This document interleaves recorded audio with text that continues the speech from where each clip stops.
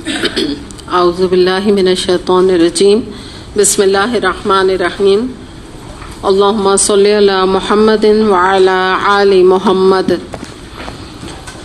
آج انشاءاللہ تعالی ہم حدیث نمبر 27 شروع کر رہے ہیں. آپ کی بکس کا پیج نمبر ہے 40. سیدنا نواس بن سمعان رضی اللہ عنہ سے روایت ہے کہ نبی اکرم صلی اللہ علیہ وسلم نے فرمایا اصل نیکی حسن اخلاق ہے، اور جو چیز تیرے دل میں کھٹکے اور تو چاہتا ہو کہ لوگوں کو اس کی خبر نہ ہو وہ گناہ ہے. حضرت وابصہ بن معبد رضی اللہ عنہ فرماتے ہیں میں رسول اللہ صلی اللہ علیہ وسلم کی خدمت میں حاضر ہوا تو آپ صلی اللہ علیہ وسلم نے فرمایا تم نیکی کے متعلق پوچھنے آئے ہو کہ نیکی کیا ہے؟ میں نے کہا جی ہاں. آپ صلی اللہ علیہ وسلم نے فرمایا اپنے دل سے پوچھ لو، جس کام پر انسان کا دل مطمئن ہو وہ نیکی ہے، اور جو چیز دل میں کھٹکے اور اس کے متعلق سینے میں تردد ہو وہ گناہ ہے، خواہ لوگ تمہیں اس کے جواز کا بار بار فتویٰ کیوں نہ دیں. تو اس حدیث کو ہم انشاءاللہ دیکھتے ہیں. سب سے پہلی جو بات اس میں آ رہی ہے وہ آ رہی ہے نیکی کے بارے میں، کہ آپ صلی اللہ علیہ وسلم نے جو پہلی بات یہاں فرمائی ہے وہ یہ ہے کہ نیکی حسن اخلاق کا نام ہے. یعنی حسن اخلاق کے اندر ایکچولی بہت ساری چیزیں آتی ہیں نا، تو ان میں سے جو بھی کام انسان کرتا ہے جو کہ اخلاق یا اچھے اخلاق کے اندر آتا ہے وہ سب نیکی کی اقسام ہے. مثال کے طور پہ دیکھیں نا، خوش اخلاقی ہمارے ذہن میں ایک تصور آتا ہے نا کہ بس اچھا کسی سے بات کرنا، تو اچھے طریقے سے بات کرنا، نرم گفتگو کرنا، رشتہ داروں کے ساتھ صلہ رحمی کرنا، غریبوں کی مدد کرنا، بیواؤں کی مدد کرنا، اپنے خاندان کے یتیموں کو دیکھنا، یا ویسے فلنتھروپسٹ کام کرنا جس کو آپ سوشل ورک کہتے ہیں. تو الحمدللہ یہ بھی نیکی کی تمام اقسام ہیں، اور یہ سب خوش اخلاقی ہی کے اندر آ جاتی ہیں. پھر یہ کہ اپنے اندر ہمارے اندر یہ کوالٹیز کا ہونا حسن اخلاق کے اندر ہے کہ تانا نہ دینا، طنز نہ کرنا، ٹھیک ہے، بہتان نہ لگانا، الزام نہ لگانا، جھوٹ نہ بولنا، غیبت نہ کرنا. یہ تمام چیزوں کی لسٹ ہے خوش اخلاقی کے اندر، یہ تمام لسٹ آ جاتی ہے. اور دوسری بات یہ کہ لوگوں کے ساتھ بھی جو ظاہر آف کورس جو ایک خوش اخلاقی جو ٹپکل اس کا مطلب ہے وہ تو آئے گئی کہ آپ دوسرے رشتہ داروں کے ساتھ، نیبرز کے ساتھ، اپنے نوکروں کے ساتھ، لوگوں کے ساتھ اچھی سے گفتگو کریں، اچھے اخلاق سے بات کریں، سافٹلی بات کریں، محبت سے بات کریں. اور پھر ایک اور بات یاد رکھیے گا کہ دیکھیے اخلاق کے جو اس کو کہتے ہیں نا کہ ڈیزرو جو کرتے ہیں نا اخلاق کے لیے، ہم یہ سمجھتے ہیں کہ شاید ہمارے اخلاق کا پورا جو ہماری یہ کوالٹی ہے اس کا اظہار ہمیں اپنے باہر کے لوگوں کے ساتھ کرنا ہے نا. یعنی ہمارے ڈرائنگ روم میں جو لوگ آ رہے ہیں ان کی بھی بات چلیں، وہ ہم پہلے ایک دفعہ کر چکے، ڈرائنگ روم مینرز جس کو ہم کہتے ہیں. دوسرے اپنے نیبرز ملیں تو بہت اچھے سے بات کرنا، واک کرنے جا رہے ہیں تو وہاں اپنے فرینڈس جو بن گئی ان سے بڑی اچھی گفتگو کرنا. ایکچولی یہ ہمارا مائنڈ سیٹ ہے نا جب ہم اخلاق کی بات کرتے ہیں. تو یہاں پر ہم یہ سمجھ لیں کہ دیکھیں اخلاق کا سب سے زیادہ جو حقدار ہیں وہ فورموسٹ سب سے پہلے ہمارے گھر والے ہیں، جس کی طرف ہماری توجہ نہیں جاتی. اور گھر والوں میں مثال کے طور پہ ہسبینڈ ہے تو ان کے ساتھ خوش اخلاقی، ان کے ساتھ اچھی بات کرنا، نرم گفتگو کرنا، جواب نہ دینا، یہ سب خوش اخلاقی اور سب سے فورموسٹ چیز ہے. دیکھیں نا، باہر تو آپ کی جو فرینڈ انہوں نے آپ کو چائے پہ بلایا تو آپ تو ان کے کیک بھی لے کے جائیں گی، وہاں جا کے ان کو حق بھی کریں گی. آپ کو ان سے کیا واسطے پڑ رہے ہیں نا، ان سے کیا لڑائی جھگڑے ہونے. وہ تو آپ نے بھی کھایا، انہوں نے بھی کھایا، ون ڈش بھی، وہ بھی اچھی چیزیں لائیں، آپ بھی لائیں، سب انجوائے کیا. دل ہی نہیں چاہ رہا ہے بھائی وہاں سے آنے کا، بیٹھے ہوئے ہیں کہتے ہیں دل ہی نہیں چاہ رہا آپ کے پاس سے جانے کا. تو یہاں تو کوئی چیلنجز نہیں ہے نا. تو یہ تو خوش اخلاق اس سے زیادہ ہم کہاں ہوں گے. اور یہ ہمارا کوئی ٹیسٹ بھی نہیں ہے، کوئی بڑی بات بھی نہیں. بات تو یہی بڑی ہے نا کہ گھر میں اگر ایک ریلیشن شپ ہسبینڈ اور وائف کی کیسی ہے، آپس میں وہ خوش اخلاقی کے ساتھ ایک دوسرے کے ساتھ بات کرتے ہیں کہ نہیں کرتے. پھر ہمارے بچے، ٹھیک ہے نا، بچوں کا بھی ماں باپ کے اوپر حق ہے خوش اخلاقی سے بات کرنا، اور ان کا بھی حق بنتا ہے. تو بچوں کو بھی بعض دفعہ آپ دیکھ لیے کہ سلام نہیں کرنا، جواب دینا بات بات پہ کہ کہاں گئے تھے، گیا تھا، کہاں گئے تھے، مرضی میری، اچھا فلاں کام کر لو، نہیں، یہ انداز ہوتا ہے نا. تو یہ خوش اخلاقی تو نہیں ہوئی نا ماں باپ کے ساتھ. کیوں؟ کیونکہ وہ سمجھتے ہیں یہ فار گرانٹیڈ لینے لگتے ہیں ہم رشتوں کو کہ یہ میری ماں ہے، یہ میرے باپ ہیں، کیا ہوا میں ان کو کچھ بھی جواب دے دیا، کیا میں کچھ بھی کہتا رہوں، جیسے بھی کہوں انہوں نے یہ کیا کریں گے، یہ کیا برا مانیں گے، ان کو یعنی کوئی حق نہیں برا ماننے کا.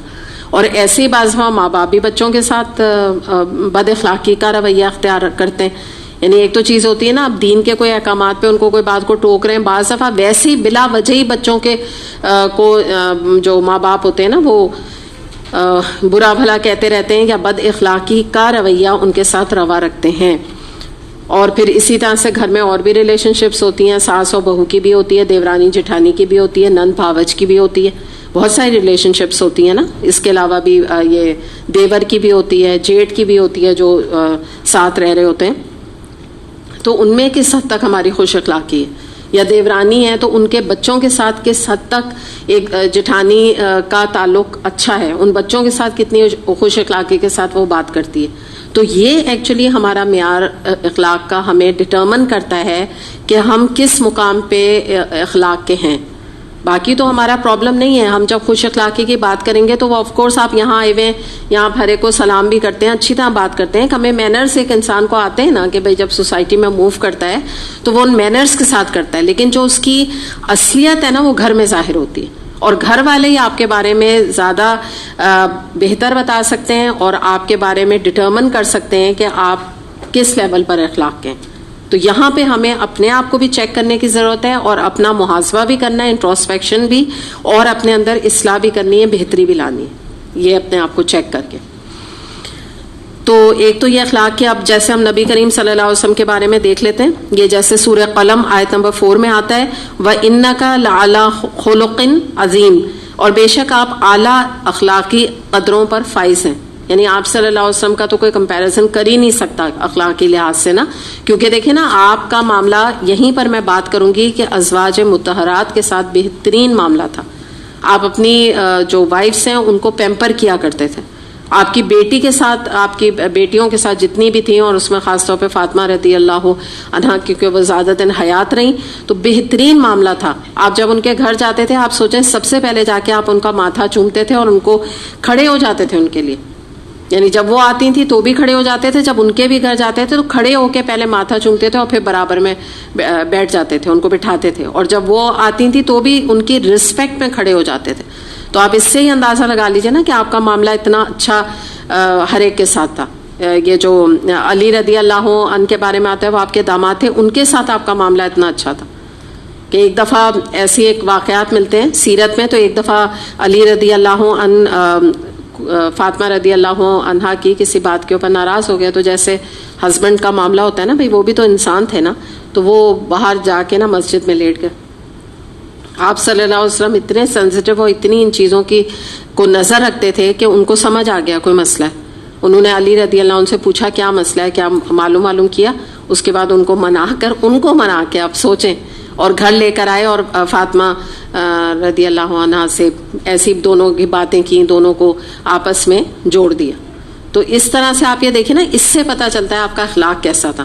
آپ بتائیں جس پوزیشن پر آپ تھے، اور ہم سب جانتے ہیں علی رضی اللہ عنہ کو تو آپ صلی اللہ علیہ وسلم نے پالا ہے. آپ بتائیں نا ان کی تو کیسی تھی ایک پوزیشن. تو یہ آپ یہ کر سکتے تھے نا، آپ جا کے ڈانٹنے لگتے. کتنی محبت آپ کو فاطمہ رضی اللہ عنہا سے تھی، آپ نے اس چیز کو کس طرح ٹیکل کیا، منایا لٹرلی. تو آپ ان باتوں سے دیکھیں نا. پھر اور بھی بہت سارے، کوئی ایک تو نہیں ہے، تو کتنے سنہرے حروف سے آپ کی تو ہر بات جو ہے لکھنے والی ہے. اور عائشہ رضی اللہ عنہا سے کسی نے ایک دفعہ سوال کیا تھا کہ آپ صلی اللہ علیہ وسلم کا اخلاق کیسا تھا. تو عائشہ رضی اللہ عنہا نے فرمایا کہ قرآن جو ہے وہ آپ کا اخلاق تھا. یعنی یہ ہے یا تھا، مراد کیا ہے کہ آپ قرآن کھول کے دیکھ لیں، اس میں جتنے کوئی احکامات ہیں اللہ تعالیٰ کی طرف سے دیے ہوئے، تو کوئی چیز ایسی کوالٹی اس میں سے رہ ہی نہیں گئی تھی جو نبی کریم صلی اللہ علیہ وسلم کے اندر پائی نہ جاتی ہو. تو ظاہر ہے وہ تو انہی کو دیکھ کے ہمیں اپنے اندر اصلاح کرنی ہے. ظاہر ہے ہم یہ تو نہیں کہہ سکتے کہ ہم اتنے پرفیکشن کے لیول پر ہو سکتے ہیں.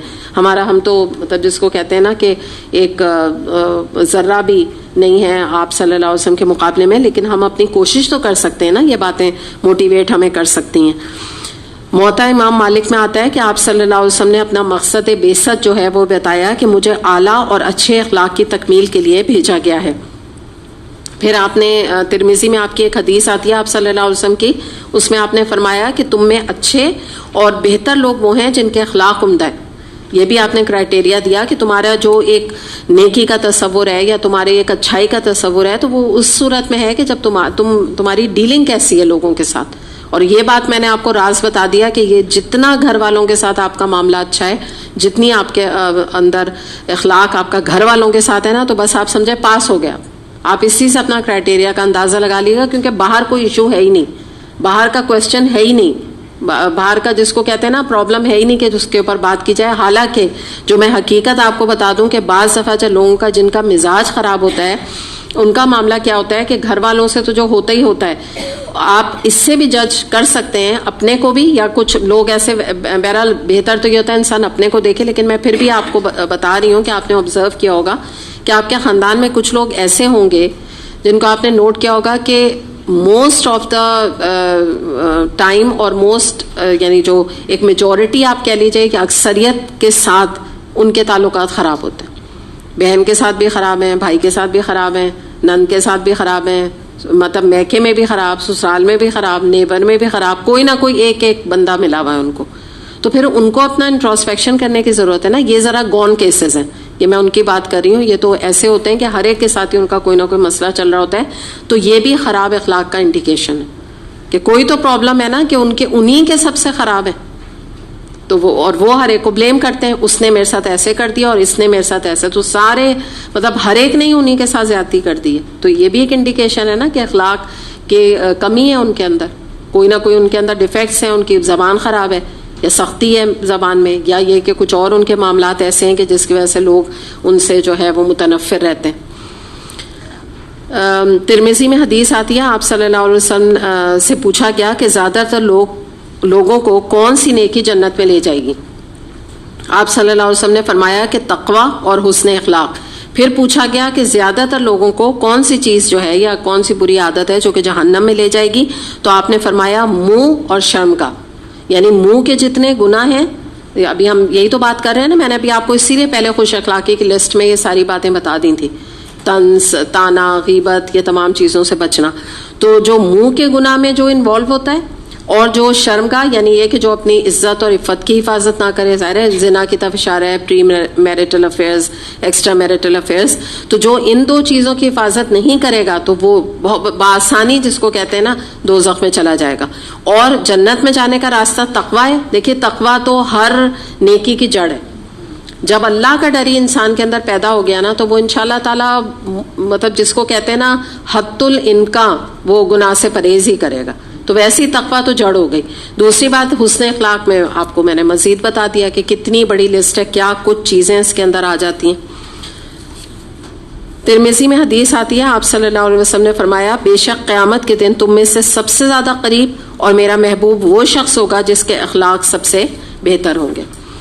تو الحمدللہ یہ تو پہلی بات اخلاق کے حوالے سے ہم نے کر لی. پھر دوسری جو یہاں بات آ رہی ہے, بڑی اہم بات آ رہی ہے, وہ یہ آ رہی ہے کہ یہ وابسہ بن معبد کے بارے میں آتا ہے کہ یہ آئے نبی کریم صلی اللہ علیہ وسلم کے پاس اور آ کے کہنے لگے کہ یعنی بلکہ پوچھا آپ صلی اللہ علیہ وسلم نے کہ تم نیکی کے بارے میں پوچھنے آئے ہو نا, یعنی آپ کو ایک اندازہ ہو گیا.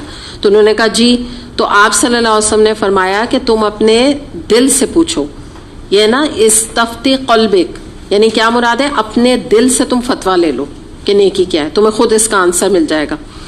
اور بات کیا ہے کہ جس چیز پر انسان کا دل مطمئن ہو وہ نیکی ہے, اور جو چیز دل میں کھٹک پیدا کرے, شک پیدا کرے, وہ گناہ ہے. چاہے تمہیں دنیا والے سب کہتے رہیں یہ بڑی بڑی اچھی چیز ہے, بڑی اچھی چیز ہے, لیکن تمہارا دل نہیں مان رہا ہے, تو لوگوں کے کہنے پہ نہ چلو. ایک تو پہلی ہمیں جو یہاں پر گائیڈ لائن مل رہی ہے وہ یہ مل رہی ہے کہ لوگوں کے کہنے سے دنیا میں کام نہیں کرنا چاہیے. جو آج ہم نے تفسیر میں بات کی تھی نا کہ فلاں ایسا کر رہا ہے تو میں بھی اس لیے کرتی ہوں, یہ کوئی جواز نہیں ہے کسی بھی گناہ کے کرنے کا. تو اس کو ہم یہ دیکھ لیتے ہیں کہ یہاں پہ جو ہمیں انڈیکیشن گناہ کا یا برے کام کا جو یہاں بتایا جا رہا ہے نا, برائی کا یا گناہ کا اور نیکی کا, تو دونوں چیزوں میں ہمیں یہ دیکھنے کی ضرورت ہے کہ اگر کسی بات کے اوپر ہمیں شک ہو جاتا ہے اور وہ کام کرنے میں انسان جو ہے وہ لوگوں سے شرمائے یا لوگوں سے ہائڈ کرنا چاہے, تو بس دراصل وہی گناہ ہے. اور یہ بھی بہت اچھی سٹیج ہے کہ وہ کم سے کم چھپا تو رہا ہے نا لوگوں سے اپنے گناہ کو. تو یہ دراصل وہ گناہ ہے جو کہ انڈیکیشن اس بات کا ہے. اور جس چیز میں جب بھی انسان یاد رکھے گا کہ جب بھی کوئی انسان نیکی کا کام کرتا ہے نا, ویدر آپ کا دل چاہ رہا ہو یا نہ چاہ رہا ہو, تو دل میں نا ایک عجیب سا اطمینان اور ایک عجیب سی کیفیت ایک دل کے اندر آ جاتی ہے جب بھی انسان کوئی اچھا کام کرتا ہے, چاہے وہ کسی کے ساتھ حسن سلوک ہو, چاہے کسی غریب کی مدد ہو, چاہے وہ قرآن پڑھنے پڑھانے کا کام ہو, چاہے کوئی آپ اپنے بچے کو کوئی اچھی بات بیٹھ کے بتا رہے ہو. کوئی بھی آپ کام اچھا کریں گے نا, اس کے بعد آپ کو بڑی اچھی فیلنگ ہوگی. یہ ایک انڈیکیشن اپنے پاس آپ لکھ لیں کہ بڑا آپ کا دل مطمئن ہوگا. یا آپ اس کو ایک اور لفظ کہہ لیں کہ راحت دل میں آپ کو نصیب ہوگی نا. راحت کیا ہوتی ہے؟ خوشی. اس کا ایک اور ورڈ بڑا اچھا ہے, مشکل ہے بٹ بہت اچھا ورڈ ہے, نشاط. نام بھی ہوتا ہے نا. نشاط کی جو کیفیت ہوتی ہے نا, وہ عین ایمان کی نشانی ہوتی ہے کہ یہ کام آپ نے بہت ہی اچھا کیا. اور یہی بات حدیث میں بتائی گئی. اور اس میں یہ ہے کہ جو چیز بھی انسان کے دل میں کھٹک رہی ہے, یا اس کو کوئی تکلیف ہو رہی ہے, یا اس کو یہ سمجھ آ رہا ہے کہ جیسے پتہ نہیں یہ بات ٹھیک ہے کہ نہیں, تو اس کے بارے میں بھی دیکھ لینا کہ آپ یہ بات ذہن میں آتی ہے کہ بھائی کیوں مطلب کلیئرٹی کیوں نہیں ہے. تو اس کا بھی ریزن یہ ہے کہ دیکھیے قرآن اور حدیث میں موسٹلی جو نیکیاں ہیں اور گناہ ہیں ان کی تو لسٹ آ گئی ہے. تو یہ کس شخص کو تردد زیادہ ہوتا ہے؟ جس کو کہ علم نہیں ہوتا. علم کی کمی بھی انسان کو چیزوں کے بارے میں نا کنفیوز کر دیتی ہے, شک میں مبتلا کر دی, میں یہ کروں میں یہ نہ کروں, پتہ نہیں قرآن پڑھنے کا کوئی فائدہ ہے کہ نہیں, پتہ نہیں حجاب کتنا ہے, پتہ نہیں کیا جسم کور کرنے کی ضرورت ہے کہ نہیں ہے, پتہ نہیں سر کور کرنا چاہیے کہ نہیں کرنا چاہیے. جب علم نہیں ہوتا تو یہ کنفیوژنس پیدا ہو جاتے ہیں, انسان کو سمجھ ہی نہیں آتا کہ وہ فیصلہ کیا کرے. دوسری ایک اور بات یہاں یاد رکھیے گا کہ ایک اور بڑی امپورٹنٹ بات ہے کہ جب آپ قرآن پڑھنا شروع کرتے ہیں نا الحمدللہ, تو آپ قرآن اور حدیث کے ذریعے سے آپ کے جو کنفیوژنس ہوتے ہیں یا انسان کے جو کنفیوژنس ہوتے ہیں یا شکوک ہوتے ہیں اس کا ازالہ ہو جاتا ہے. جتنا انسان قرآن پڑھتا ہے, جتنا انسان حدیث ان ڈیپتھ میں جا کے پڑھتا ہے, اور حدیثوں سے بھی جتنی کلیئرٹی انسان کی زندگی میں آتی ہے اور جتنی زندگی آسان ہوتی ہے, وہ انسان کو پڑھنے کے بعد ہی پتہ چلتا ہے. تو یہ چیز بھی ہے, کم علمی بھی اس کی وجہ ہے کہ انسان جو ہے نا وہ چیزوں میں کنفیوز رہے. حالانکہ گناہ ہے, ثواب ہے, کلیئرٹی ہے اس میں. تو پھر بھی نبی کریم صلی اللہ علیہ وسلم نے بتا دیا کہ بھئی چلو تمہیں ویسے نہیں سمجھ آتی ہے, آ رہی ہے, یا تم کنفیوز ہو رہے ہو, تو چلو اپنے دل سے حال پوچھ لو تو تمہیں پتہ لگ جائے گا. آلدو ایک مومن کو یا مسلمان کو کلیئرٹی ہونی چاہیے, آئیڈیل سچویشن یہی ہے. دوسری ایک اور بات کیا ہے کہ دیکھیں, یہ بڑی امپورٹنٹ یہاں پر بات کو یاد رکھیے گا کہ یہ جو دل میں کسک ہے یا یہ جو کانشنس یا ضمیر میں چبھن ہے, یہ ہوگی کس کو, یہ بتائیے مجھے جی. مومن کو ہوگی, ٹھیک ہے.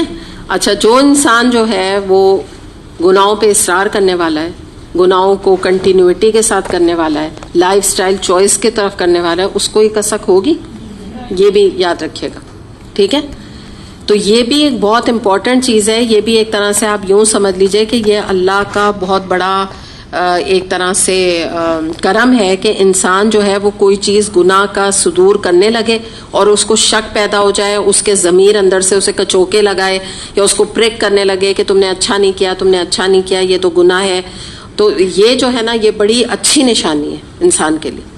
یہ بھی بہت بہتر ہے. پہلی تو سٹیج یہ کہ اس کو خود پتا ہونا چاہیے. چلے اب نہیں پتا تو ایک فیلنگ تو آ رہی ہے نا, کیونکہ کیا ہوتا ہے کہ دوسری صورت میں جو انسان ہے وہ ہر ایک کو پرک نہیں کرتی ہے چیز.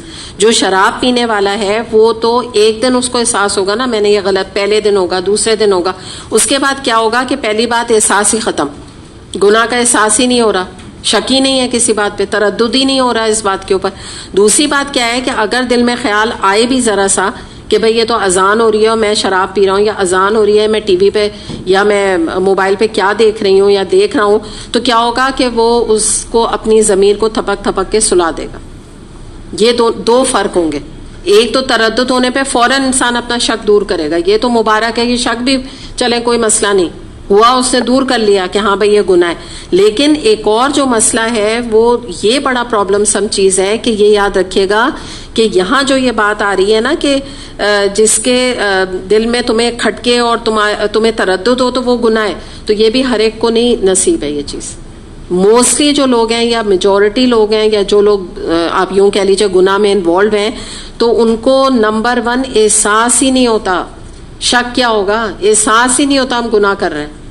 اور دوسری بات کیا ہے کہ اگر ہو جائے، کیونکہ ہے تو انسان نا، ایک گناہ کرتا ہے گلٹی فیلنگ تو ہوتی ہے، تو ہوتی بھی ہے تو وہ کیا کرتے ہیں؟ تھپک کے سنا دیتے ہیں. تو یہ 2 ڈفرینٹ سچویشنس ہیں، یہ ہر ایک پہ فٹ نہیں ہو رہی ہے بات یہاں پہ. تو یہ بھی نصیب ہے کہ انسان کو نا، جو اللہ کا بڑا کرم ہے کہ قرآن میں جب ہم پڑھتے ہیں، حدیث کا مطالعہ کرتے ہیں، تو ہم اپنے اندر سے برائیوں کو چھاٹتے ہیں. یہی دس از بیسکلی کال تزکیہ نفس، کہ جو اپنا ٹرانسفارمیشن ہمارا ہوتا ہے اندر سے، مورل پولوشن جو ہمارے اندر ہے وہ نکلتا ہے. تو کیسے نکلتا ہے؟ اس کا کوئی سورس ہے نا، وہ قرآن اور حدیث ہے. جتنا اور جیسے جیسے ہم پڑھتے جاتے ہیں ہماری امپروومنٹ ہوتی جاتی ہے. اگر آپ جو ہے نا قرآن جب آپ کورس کر لیں انشاءاللہ، اللہ نے چاہا 1 سال ہی ہے، تھوڑے دن ہی ہے انشاءاللہ تعالی، تو اس میں آپ دیکھیے گا کہ اس کے بعد آج آپ پہلے پارے پہ جس جگہ پر کھڑے تھے اور 30 پارے کرنے کے بعد آپ اس جگہ پہ نہیں ہوں گے انشاءاللہ. جس طرح آپ پاروں میں امپروو کر رہے ہیں، ایک کے بعد ایک پارا آ رہا ہے، آپ کی اپنا جو کردار اور آپ کی جو اپنی خواص یا آپ کا اخلاق ہے اور آپ کی جو اچھی عادتیں وہ بھی اس لیول پر انشاءاللہ تعالی ضرور آئیں گی. کیونکہ یہ اللہ کا وعدہ ہے، جو اللہ قرآن کی طرف اللہ تعالیٰ نے فرمایا ہے کہ جو ہدایت مانگے گا میں اسے ہدایت دوں گا. تو یہ اللہ کا وعدہ ہے، یہ ایسی کوئی زبانی بات، جمع خرچ کی بات نہیں ہوتی، یہ حقیقت ہے کہ جب آپ اللہ کے راستے میں آئیں تو ایسے تھوڑی اللہ تعالیٰ آپ کو بیچ راستے میں چھوڑ دے گا. یا میں مان ہی نہیں سکتی کہ کوئی قرآن پڑھنے والا ہو، پہلے پارے سے اور آخری تک اس کے کوئی امپروومنٹ نہ ہو رہا ہے، اللہ نہ کرے، وہ تو پھر گون کیس ہے نا. وہ تو پھر آپ کو پتہ ہے بہت ساری چیزیں کہ خود ہی ڈیویشن ہے اندر، خود ہی ہدایت کی طلب نہیں ہے، خود ہی نیت خالص نہیں ہے. تو یہ کوئی ریزن ہو تو ہوں گے، ورنہ تو اگر جو انسان ایک دفعہ اللہ کی راہ میں لگ گیا تو انشاءاللہ وہ ایکسل ہی کر کے نکلے گا اللہ نے چاہا تو. ہاں ٹھیک ہے، گریڈنگ ہوتی ہے، جیسے دنیا میں ABC ہوتی ہے، ہو سکتا ہے C پہ ہو سکتا ہے B پہ ہو، لیکن کچھ نہ کچھ تو انشاءاللہ گریڈ آئے گا. تو یہ جو چیز ہے نا، یہ بھی آپ سمجھ لیجئے کہ یہ ہر ایک کو نصیب نہیں، ہر ایک فٹ نہیں ہے اس حدیث کے مطابق اس کے اندر. چلیں الحمدللہ اگلی حدیث ہم دیکھ لیتے ہیں. یہ ہے حدیث